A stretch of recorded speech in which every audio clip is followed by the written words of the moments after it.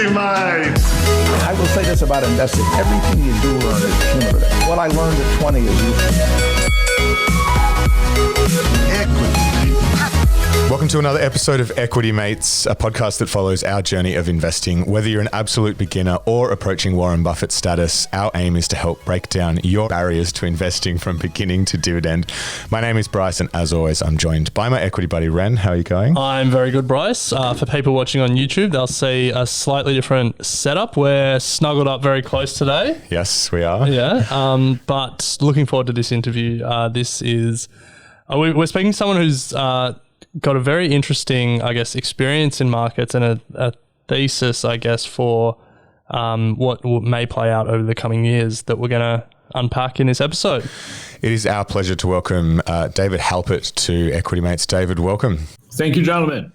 For those who haven't come across David before, he has been active in capital markets for 30 years and founded Prince Street Capital in 2001 and is now the Chief Investment Officer and Portfolio Manager of the firm. And as Ren discussed, there's plenty to unpack with David. But before we do, we always like to start with a couple of questions about your background, David. So we'll pass over to Ren and get cracking. We like to hear the story of your first investment to kick us off today. We find there's generally a good story or a good lesson that comes out of it. So to kick us off today, can you tell us the story of your first investment? Yes, my first investment was shares in IBM, which way back in the Bronze Age was the big leading technology company in the United States. My second investment was Hong Kong Telecom, which at that point was listed in the New York Stock Exchange. And I would say my whole career has pretty much combined those two ever since, because it's been international investing and now technology investing. And they both worked out pretty well. Nice. So, David, do you have a personal investing philosophy? Yeah, I'm a big believer in technology as a catalyst for financial and digital inclusion, and indeed for empowerment of people all around the world. And with that in mind, I've come up with this thematic of digital decolonization, talking with some businessmen here in Asia. But I really do believe this. I think the world is a better and more interesting and more prosperous place if business people, engineers, and consumers in countries around the world start to invest in and develop their own digital ecosystems. Now, David, we'll get to this concept of digital decolonization in a second, but if we take a step back, you founded Prince Street Capital in 2001 with a focus on emerging and frontier markets. Let's start with some definitions just for people who are, unfamiliar with those terms and maybe some of those markets. Can you define how you see an emerging and a frontier market, and maybe what's the difference between the two? It's really in the eye of the beholder. So MSCI has one way of evaluating it. The FTSE indices have another way of evaluating it. I have friends who will passionately argue that Pakistan should be frontier, or someone else might say Pakistan should be emerging, and so forth. But the two combined essentially make up what we used to call the third world, or the developing world. And it's a very broad universe, including at the wealthy end, China, Korea, and Taiwan, which are increasingly wealthier than developed countries that we've known about for decades. And then very poor, very early stage countries, including Egypt, Nigeria, Bangladesh, and so forth. So I blur the two. I think it's all kind of one risk, which is the risk beyond the US, Europe, Australia, Japan, OECD ecosystem. But there's room to argue on the margins which countries in and which countries out. So why focus on emerging and frontier markets? And I guess the next question to follow that is, how is the opportunity set different to perhaps more developed markets? So, broadly speaking, what we used to say is that emerging markets are less efficient than developed markets. And there's still some truth to that. The number of analysts who cover a stock in the US or Australia or the UK and the sophistication of the analysts who cover the stocks is pretty different from what you would find in the research community covering stocks in Indonesia or stocks in the Philippines or stocks in South America somewhere. But that distinction also is kind of constructed because, for example, Brazil is a very sophisticated capital market with a very deep research community. And then at the other end, Portugal, which is no longer classified as an emerging market and is officially developed, is much less sophisticated. So the whole subject, it is starting to get blurry. And of course, the main elephant in the room when you come to classifications now is China, because China is the world's second largest economy, world's second largest financial system, and is increasingly wealthier than some, quote, developed countries. And a company like Alibaba, to argue that this is an emerging markets company and Afterpay is a developed markets company, well, Alibaba is much, much bigger and much, much more powerful. So all these labels are getting a little weird as I get older. But, I still think there's a basic idea that investors have trouble evaluating the risk of Alibaba getting sanctioned by the Chinese government or the prime minister of Pakistan, making some mistake or whatever. And this country risk factor that still hangs over emerging markets broadly is really the risk that I am trying to trade around and analyze. So the Prince Street team have traveled to over 100 countries in the past 10 years. So you've covered about half the world's countries. That's pretty impressive. What are some of the things you've learned through all this travel? In what ways are these markets similar? In what ways are they different? Are there any misconceptions that Western investors have about these countries? So I think there's some enormous misconceptions that all investors have about the world that I study. And in particular, the most important lesson that I've drawn from 100 in-country research visits is how similar people really are, and even how similar economies and countries are and companies.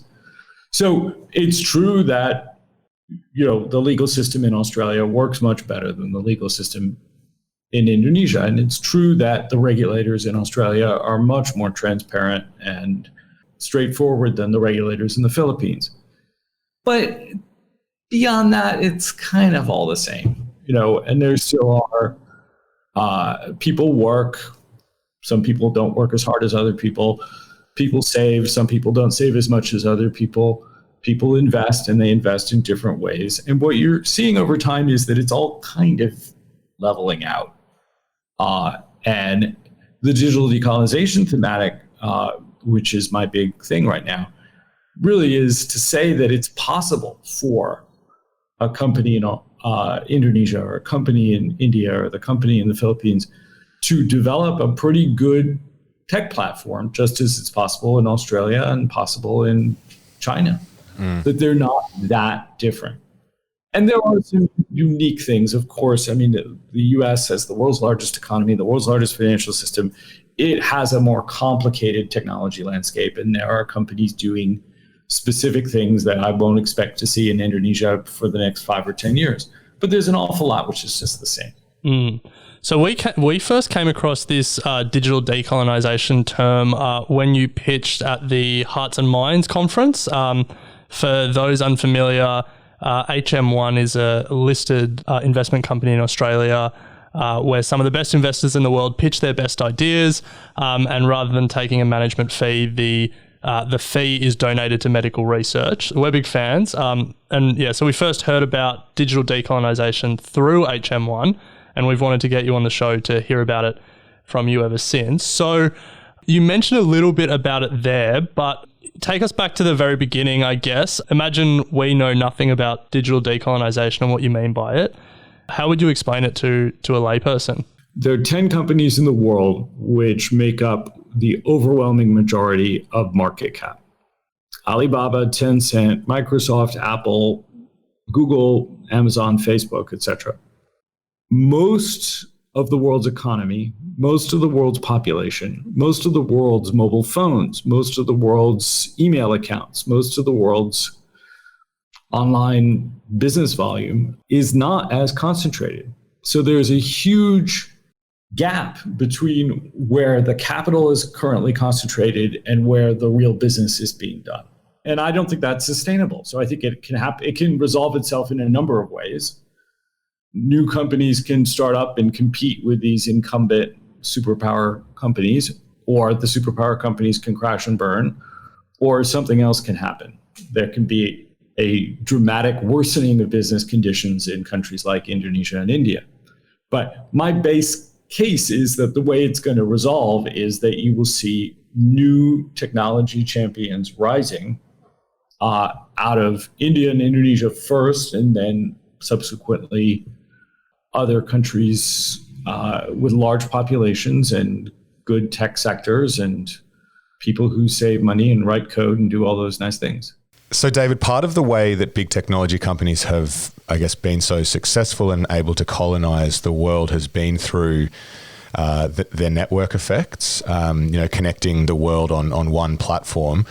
How are local companies and the companies that you're speaking about here, how do you think they're going to be able to break through these global network effects?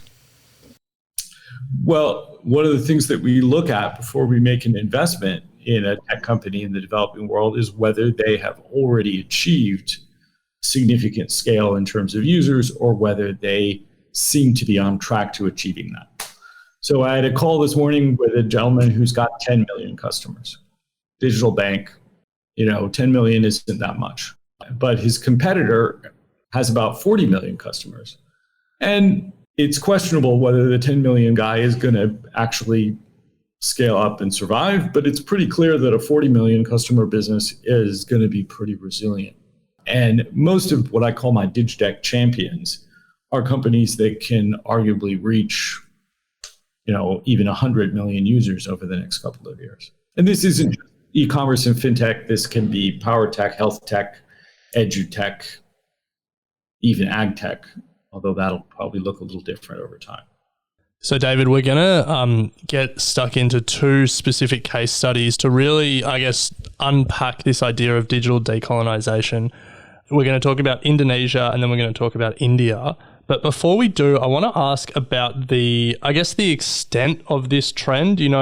If we talk about the big tech companies like Amazon, Microsoft, Google colonising the world, they haven't just colonised emerging markets and frontier markets. They've colonised the UK, Germany, Australia, New Zealand as well. How far do you... Really? I didn't notice that. You mentioned, I thought you guys had your own giant e-commerce companies and search engines. Bryce is trying to start his own search engine, but his coding isn't quite good enough. How far do you expect this digital decolonisation trend to play out? Do you expect it to hit OECD countries as well? So I'm not sure how this is going to play out, and it will very much depend on decisions that governments will take and decisions that companies will take and decisions that customers will take. But the language, I think, is a big factor here. India will be the first English-speaking country with a serious indigenous technology sector that competes with the US. UK, not much. Australia, with all due respect, not much. God help New Zealand. South Africa has one huge company, which is done extremely well. But generally speaking, the English language tends to glide over easily into what Silicon Valley has built. Now let's imagine we're not in English. Imagine that you speak Vietnamese, which is a very different language. Well, you may not find, the Amazon website in English particularly accessible. And Amazon.com.vn will eventually probably get launched. But that probably gives my friends in Ho Chi Minh City 3, 4, 5 years to set something up that may not be as good as Amazon, but maybe it will be better. And what we definitely seen in Latin America, specifically with Mercado Libre, which is a stock that I think some of your listeners may have looked at, is Mercado Libre competed face-to-face, toe-to-toe with Amazon, and they won. Why did they win? Mercado Libre really focused on what local people in Latin America wanted. They wanted service in Spanish. They wanted to pay if they didn't have credit cards. They wanted websites which offered them the products that they wanted. And still, if you're going to buy an Apple Watch, you'll probably get it cheaper on Amazon than on Mercado Libre. It'll just take 3 weeks to get to you. And if you don't have a US dollar credit card, you may not be able to pay for it. But still, they will have better sourcing of that. But if you want to buy horse medicine, which one of my friends does source from Mercado Libre for his horse farm in Brazil, you probably much prefer to buy it from the local vendor. And we see this very clearly in Indonesia. So I stayed in Indonesia for 5 months last year. My wife is Indonesian. I saw what was going down in the countryside where we were staying. Amazon doesn't exist for those people.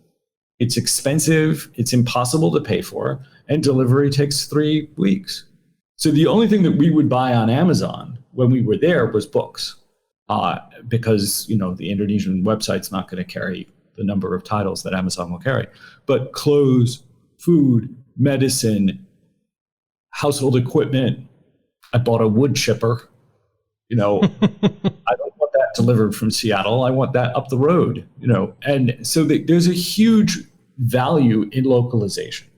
The second point, and I think this is very worthwhile considering in the Mercado Libre story, these American tech companies can't be everywhere at the same time in the same level of quality.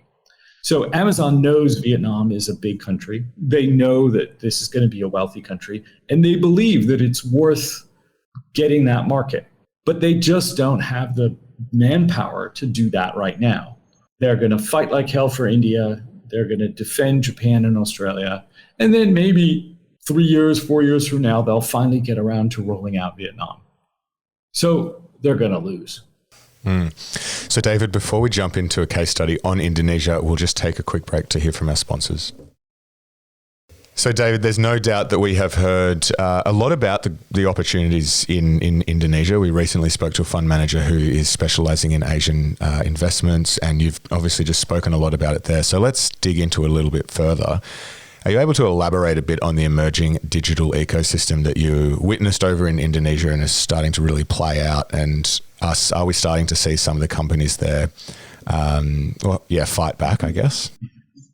Well, with all due respect, sir, I'm able to elaborate on the digital ecosystem in Indonesia far beyond any amount of time anyone would like to listen.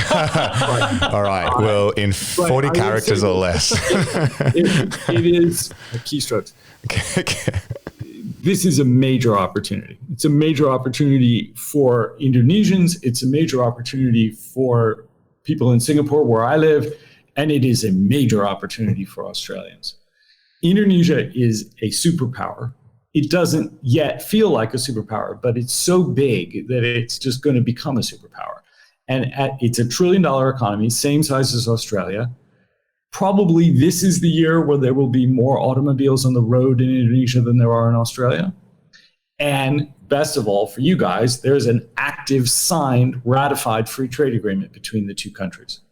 So this is an economy that will grow faster than the US, UK, Australia for the next 5 years, the next 10 years, probably the next 20 years. It's a country where it's still early days for basic things like architecture. Most houses in Indonesia are built without an architect. Early days for healthcare. It's early days for financial services. It's early days for educational services. And these innovations, so these modernizations, are still ahead of them. So it's a great opportunity for Australians in particular. But in terms of how the ecosystem is developing, we now have 4 what they call the unicorns, 4 soon-to-be listed billion-dollar companies coming out of Jakarta, and at least one of those I think is going to be listed north of 10 billion in market cap. It is the economy which has received the largest volume of venture capital investment outside of China in Asia. So they've got maybe 5-6 billion invested over the last couple of years, which is more than I think the rest of Southeast Asia combined. And it is a place that welcomes foreign investment. They're relatively nice to foreigners, as you know from your vacations in Bali. And it's a place where you can actually make money. And I find when I talk to my friends in the investment world, they're all focused on China. But China is so competitive. There's so many companies fighting for everything, whether my friends at Ping An Good Doctor, who I talked about at Son, well, they've got now 2 or 3 multi-billion-dollar competitors competing with them. And then India is also competitive. It's a little less overcapitalized than China, but it's a very complicated place with a real ambivalence about foreign investment. So Indonesia is a system where foreign investors have been welcome steadily for my entire career, 23 years. The currency is pretty volatile. There are some nuances to investing there, but I would encourage Australian investors, the Equity Mates podcast listener or viewer, to seriously look at this place.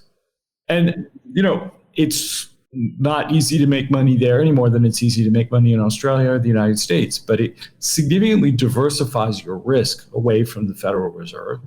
And it's so early days for the economy that there's a lot of kind of blue sky there. So, David, you mentioned there are 4 unicorns that may be listing soon.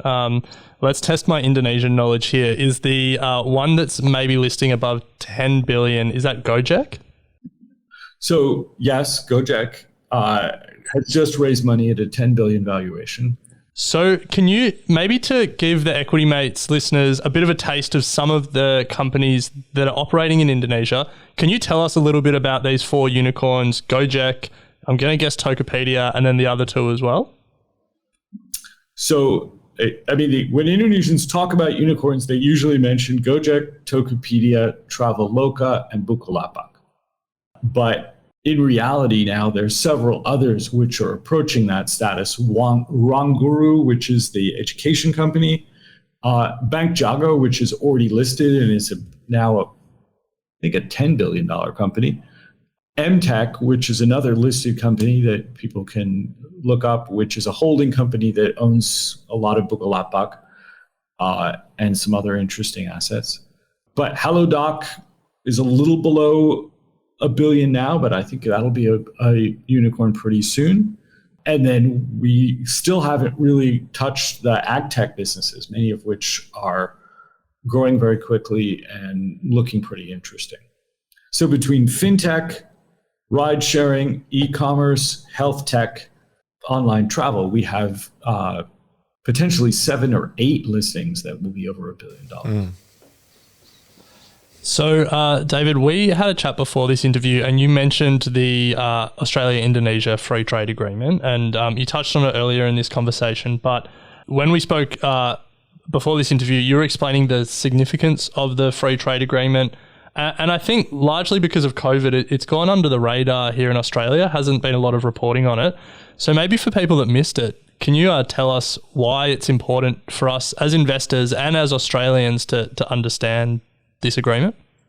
So the Indonesia-Australia Comprehensive Economic Partnership, IACEP, was signed in February 2020. And it was late in February. So I think they were already wearing masks and had the sanitizer on the table when they did this deal. And unfortunately, COVID was just so loud that it didn't get any press. But you can look it up on the government websites and you can read the document. And it's a very interesting document. And it says, among other things, that Australia agrees to give local treatment to electric cars that are made in Indonesia. And with all due respect, the Holden was a great car and all that. But you guys, you basically import your cars now, right? Well, you may find that you are importing Indonesian cars in the not too distant future. And that's super exciting for the Indonesian companies because it doubles their addressable market because you both have about 18 million cars on the road.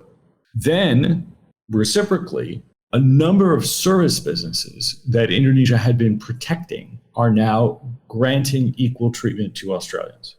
Now, I don't know when COVID's over, if you fly up to Bali and open an architect's office, it is possible that the Ministry of Construction will stop by and say your plans are not valid. You know, I'm not going to promise you that this is going to be completely enforced next week. But I imagine with the help of a lawyer, you will be able to argue that an Australian architect should be treated as local. Sadly, and to my frustration, I wasn't able to find language addressing doctors. And healthcare is a key comparative advantage of Australia's, particularly approaching the Southeast Asian system. So it would be nice if we could get more Australian doctors to fly up to Bali and open clinics. That may take another few years. So you mentioned there the electric vehicles and the relationship that we will have with Indonesia on that front. And Indonesia have made it pretty clear about their ambitions to be heavily involved in that sector. What are some of the important companies in this transition to electric vehicles that we should be aware of or thinking about? As it happens, listed on the Australian Stock Exchange, there is a company called Nickel Mines, which is run by a very enterprising Australian gentleman who's a good deal taller than anyone else in Indonesia. And he married a beautiful Indonesian film star, and now he's the CEO of an Aussie-listed company called Nickel Mines. And they are the world's leading player in the refining of nickel. So they're not just miners, they're really industrial refiners. And they have 2 or 3 project sites in eastern Indonesia where they are doing refining with a goal to eventually make batteries in country. So that's an immediate kind of direct play on the electric battery story. Indonesia is the world's largest producer of nickel, and it will soon be the world's largest refiner of nickel. And there's some technology risk, and there's always management risk and all this, but I think it's a pretty good story. Next, there is an Indonesian mining company called the Neka Tambang, which holds 30% of a company called PT Indonesia Battery. I don't have that in my book right now, but that's because I got Nickel Mines, and Nickel Mines, I think, is a little bit easier to analyze as a foreigner. But Neka Tambang is super interesting and is growing very quickly and is a big player in copper. And it's also one of the 2 largest distributors of gold in Indonesia. So those are 2 ways to play that. Then you have the big car companies, Astra International and Indomobile. I prefer Astra. And then you have a number of companies that we don't really see yet, which are going to do things like charging stations. So there's going to be a lot of opportunity associated with this. Just imagine, I don't know if you guys are aware, but the UK has said that after a certain cutoff date, they're not even going to allow the sale of gasoline cars. Well, Indonesia is starting to slowly edge toward the same conclusion, and I imagine Australia will soon edge toward that same conclusion. That's going to require the entire auto fleet in both countries to be resold, and that is, I think, $100 billion of business. Most of that's going to go to Toyota, Honda, Suzuki, but a lot of the components for that and the distribution of that and the charging of that is going to go on with local companies.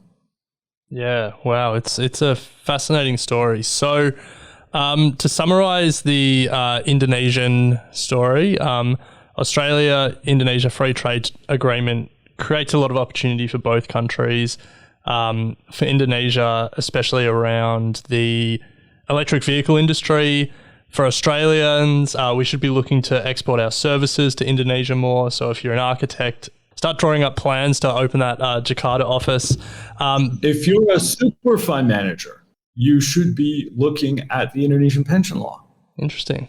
Which is still coming together, but it's worth hiring somebody who speaks Bahasa and having them sit in your office just following the pension system. That's a huge pension system, and it's going to grow.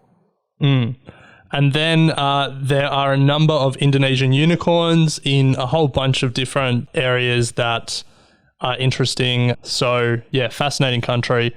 So Gojek and Tokopedia will merge probably this year, and they're planning, I don't know, a local IPO or a US IPO or a Singapore IPO or something, but that's going to be If Grab holds up at 40 billion, that's going to be not much short of that. And that's going to be an actionable stock for everybody.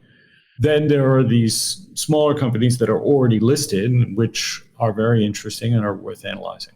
So, David, we've touched on Indonesia. Now let's turn to another country that is of a lot of interest to the Equity Mates community at the moment, which is India.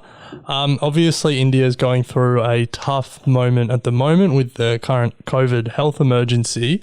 But if we talk longer term about India, there's a really interesting, I guess, business story playing out there. So can you tell us a little bit about the emerging digital economy in India and some of the main players over there? If there is one country that Silicon Valley is really desperate to get access to, it is India. And you saw that when Reliance Jio did a placement last year and was able to pull in both Facebook and Google in onto their cap table as investors. And Silicon Valley knows India very well. Many of the CEOs of Silicon Valley companies, including Google, Microsoft, and there's one other one, are actually Indian nationals or Indian Americans who've been educated in India. And they employ enormous tech teams in Bangalore, leveraging the incredible coding resources of India. But beyond that, it is widely viewed by both Chinese technology companies and American technology companies as a kind of must-win market.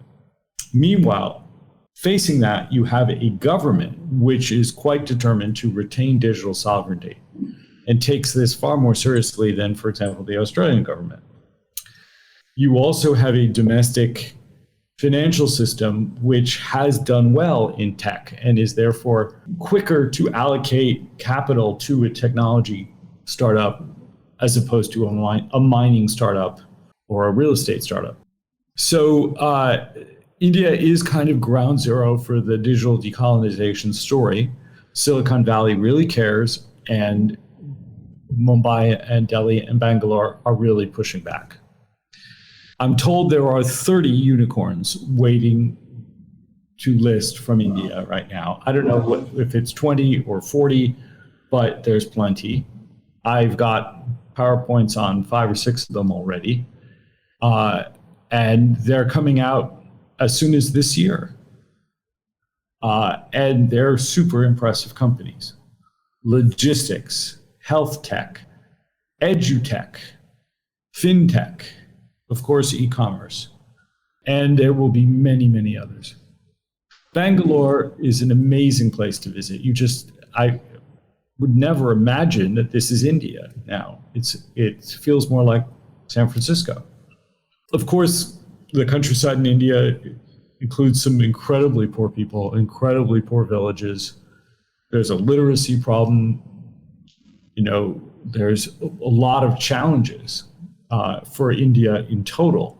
But Indian tech specifically is leveraging this coding base, which is the largest and most profitable in the world, and a growing economy, a financial system which is pretty deep and sophisticated, a great entrepreneurial tradition. And so it's a great story, longer term. Short term with COVID, I think you want to stick with the stronger companies because foreign investors won't be able to travel there. So, David, you mentioned Reliance Jio, and Jio is likely to be split out in, I think is it next year or the year after that they're talking about splitting out? Depends on market conditions, but they are guiding either 22 or 23. And meanwhile, you can buy Reliance Industries, which I own and which I think is kind of cheap to Jio. Then there's a company called InfoEdge, which is listed in Mumbai and is a kind of technology incubator, which I like. Then there are all these unicorns which are going to come out later. And I think it's all pretty interesting. They're the traditional systems integrator IT outsourcing companies, Tata Computer Services, Infosys, etc. And they're probably a little more stable and less leveraged businesses than Geo Platforms and InfoEdge. One other Indian company that is of particular interest is Flipkart. For people who are unfamiliar, Flipkart is an Indian e-commerce business that Walmart purchased a couple of years ago now. And Flipkart is in a big battle with Amazon for, e-commerce supremacy in India. How do you see that battle playing out? Is this an example of digital decolonisation in action? The digital decolonization example would be Reliance against both Amazon and Flipkart, because Flipkart's part of Walmart. It's an American company. Now, the way that it wound up being consolidated into Walmart is interesting, and it resulted in Walmart becoming more Indian.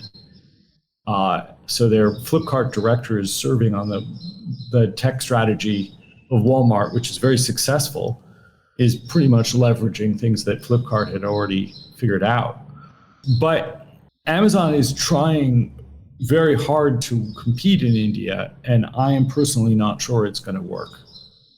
There's a story before COVID, Jeff Bezos flew to India dressed up in a Nehru jacket and asked for a meeting with Modi, and Modi refused to meet him. And he was already the richest man in the world at that point. Amazon has promised to spend $5 billion competing in India, and I don't doubt that they will go ahead and spend $5 billion competing in India. And that is more capital than all of Southeast Asia, which is a larger economy. But between Flipkart, Walmart, Amazon, Reliance, my guess is Reliance wins. There's something that happens when a tech startup has the support of a cash flow positive business. And we saw this in C Limited. C Limited, makes $1 billion a quarter from their gaming business, and they were able to invest that aggressively into their e-commerce business. Well, Reliance makes lots of money in the world's largest refinery. And they also have 350 million customers in their cell phone business. So it's a powerful, powerful competitor. So before we move on to what this all means for retail investors, David, we will take a very short break to hear from sponsors. So David, let's have a discussion around the retail investor, because there's no doubt that emerging markets and everything that we've just spent half an hour speaking about is incredibly exciting and a clear opportunity. But when it comes to researching these sorts of economies and companies, we imagine that sort of boots on the ground is incredibly important, as you've indicated by going to 100 countries in the last 10 years. So obviously that is difficult for the retail investor. What are some of the best ways retail investors can learn about emerging markets, or perhaps research without having to take their frequent flyers and head all around the world? Well, I could talk at great length about this, but I got some early quick answers to that. There is a pretty decent English language newspaper on the internet from almost every country in the world. So let's take Tanzania. It may not be a core position in your investment portfolio, but there's an English language newspaper in Tanzania, and you can go there and read that without leaving your flat. Then the phone still work, notwithstanding COVID, and it's hard to get these characters on the phone, but you can generally, if after a few tries, you can get the IR person on the phone. All the companies now have websites. You can get their financial statements on the phone. So it's hard, but it's not that hard. Now, I love face-to-face meetings. I love kicking tires. I love talking to the taxi driver and hearing what a crook the company is. There's a lot of value to me in the travel. And so I expect I'll continue to do travel once travel is a thing again. But if one of your listeners is really interested in Tanzania, there's a lot you can do without even leaving your home. Now, that said, most of the countries that I look at, and most countries in the MSCI Emerging Markets Index, and almost all the countries in the MSCI Frontier Index, aren't all that exciting because the economies aren't growing that fast, and the populations aren't that big. But India and Indonesia specifically have huge middle classes, growing economies, significant critical mass already, and back to Bryce's earlier comment, network effects. So I think these are two places that are really worth a look. But that said, there's opportunity in South America, there's opportunity in emerging Europe, there's even some opportunity in Africa. So David, for a lot of investors, when they get emerging market exposure through market cap weighted indexes, for many of the reasons we've touched on today, emerging markets are harder, there's less analyst coverage, there's less information. Well, the information's harder to get in many ways. And so they just default to, they find a market cap weighted index and that's their emerging markets exposure. How do you think about market cap weighted indexes as a way to access emerging markets? So the MSCI emerging markets, FTSE emerging markets indices are heavily weighted to Alibaba, Tencent, Samsung, Taiwan Semiconductor, Pinduoduo, Meituan, and a couple of other companies. And these are interesting companies. They're pretty impressive and all that, and they've done okay. But I think there's value in digging a bit further. And you won't get exposure to nickel mines or Bank Jago, or you'll get maybe a 1% position in Reliance, nothing in InfoEdge, et cetera, if you go with these passive products. Yeah, I think that's a good point. It pays to do your research because there's some very exciting companies out there. David, look, we could speak to you for hours more about this, and hopefully we'll get the chance to do it again. But, we have reached the end of our time. We do like to end with a quick fire final 3 questions. But before we do, we want to firstly say a massive thank you for joining us today. We've got a lot from this conversation. If people want to learn more about you or follow you online, is there anywhere in particular they should be going? www.princefund.com, and then Google search digital decolonization. Nice one. Nice. Now, David, we will get to these final 3 questions. The first one is, do you have any books that you consider must-reads? So, Graham and Dodd is still like a thing. Value is kind of out of favor, but I think people ought to know that story. There's a historian named Sinclair who wrote a great book called The Land That Never Was, about an emerging markets investment in the 19th century from a fictional country that did very well, particularly in the secondary market. And then I just like reading history in general. And it certainly helped me a lot in understanding the countries that I invest in. Yeah, nice. Second question, in 60 seconds or less, what's the best company you've ever come across?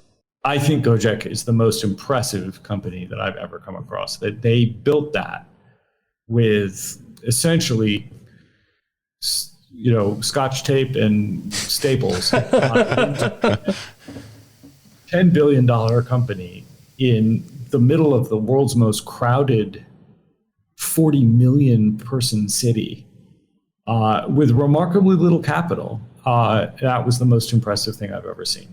Gojek today has 185 million downloads and gives steady employment to 2 million people. Wow. Yeah, very impressive company. And they've just launched an ESG initiative, which is really exciting as well.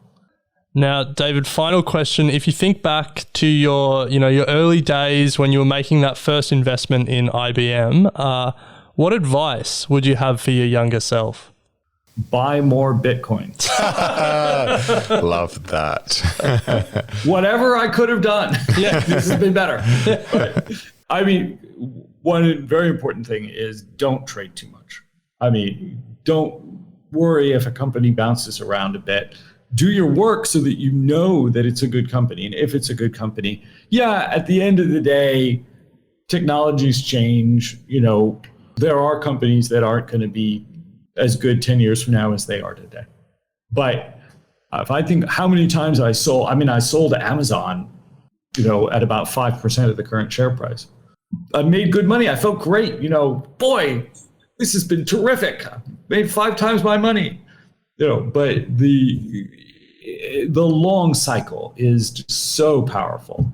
And I definitely struggled when I was younger with just not having the patience to ride out some of these things.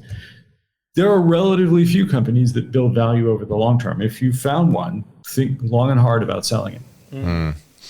Great advice to finish there, David. We very much appreciate you coming on and sharing some pretty fascinating insight into what's going on in Asia and emerging markets. Certainly an opportunity for us all to think quite deeply about, because it's not something we get a lot of information about quite easily, but yeah, it seems like a massive opportunity. So thank you very much. And specifically for investors in Australia, next time you go to Bali, bring your investment portfolio. Nice. I like it. Make it a working holiday. Yeah. All right. Thank you. Thanks, David. Nice one. Thanks, David. Equity mates, we hope you enjoyed this interview with David Halpert of Prince Street Capital. Please be aware that Prince Street Capital or David Halpert may have positions in the following securities or companies: Nickel AU, Bank Jargo, Reliance, Mercado Libre, and Gojek. Equity Mates Investing Podcast is a product of Equity Mates Media. All information in this podcast is for education and entertainment purposes only. It is not intended as a substitute for professional finance, legal, or tax advice. The hosts of Equity Mates Investing Podcast are not financial professionals and are not aware of your personal financial circumstances. Before making any financial decisions, you should read the product disclosure statement and, if necessary, consult a licensed financial professional. Do not take financial advice from a podcast. For more information, head to the disclaimer page on the Equity Mates website, where you can find ASIC resources and find a registered financial professional near you. In the spirit of reconciliation, Equity Mates Media and the hosts of Equity Mates Investing Podcast acknowledge the traditional custodians of country throughout Australia and their connections to land, sea, and community. We pay our respects to their elders past and present and extend that respect to all Aboriginal and Torres Strait Islander people today.